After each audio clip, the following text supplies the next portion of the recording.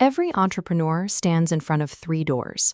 To start a business, they must choose to build from scratch with raw materials, buy an existing structure, or purchase a pre-designed franchise blueprint. A model that conflicts with your available resources creates immediate structural instability. This mismatch is a primary driver of early-stage business failure. A successful launch relies on the precise alignment between the business structure and the entrepreneur's specific profile. We can map these choices on a simple matrix based on two core variables: the entrepreneur's desire for operational control versus their need for a proven system of guidance. Starting a new business sits here.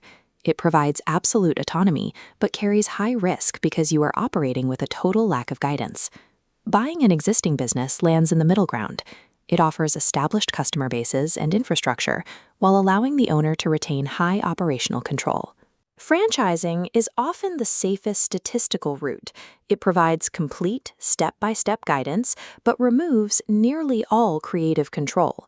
Mastering this syllabus topic requires taking real-world variables and successfully navigating them through this matrix. Let's test the matrix with Entrepreneur A. They have high capital, zero business experience, and they want a guaranteed supply chain. They map cleanly into the franchise quadrant. This is the HSC Business Studies syllabus. It lists personal qualities as a direct influence on establishment options. An entrepreneur's specific traits act as the primary filter for making this choice. We see this in this McDonald's corporate filing. To operate one of their franchises, you must follow rigorous standards. They require active adherence to their specific system. There is also a financial trade-off. Franchisees pay continuous royalties and rent for system stability. Franchising addresses the experience gap by exchanging creative freedom for a statistical survival advantage. Now consider Entrepreneur B. They want to open a cafe and demand absolute control over a daily rotating menu, but they refuse to spend time building physical infrastructure. We eliminate the franchise option immediately. The demand for daily menu changes clashes with the franchise's operational rigidity.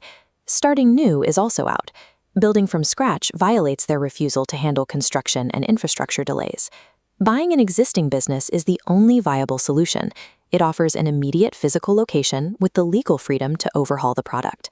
Buying an existing business acts as a strategic compromise, balancing immediate operational readiness with creative autonomy. It is your turn to evaluate a scenario. Meet Entrepreneur C. They have low capital, high innovation, and a disruptive tech idea.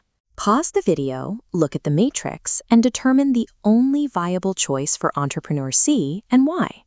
Passing the HSC exam requires this type of active synthesis rather than just memorizing textbook definitions. The correct answer is starting new. Franchising is impossible for Entrepreneur C. You cannot buy a franchise for a disruptive idea because a proven system for that idea does not exist yet. Buying an existing business also fails. It is likely too expensive for a low-capital entrepreneur and irrelevant to a brand-new tech niche. Entrepreneur C must accept high risk and zero guidance to maintain the absolute control required to disrupt a market. Business success is dictated by alignment. The chosen establishment option must perfectly match the entrepreneur's personal qualities, capital limits, and risk tolerance.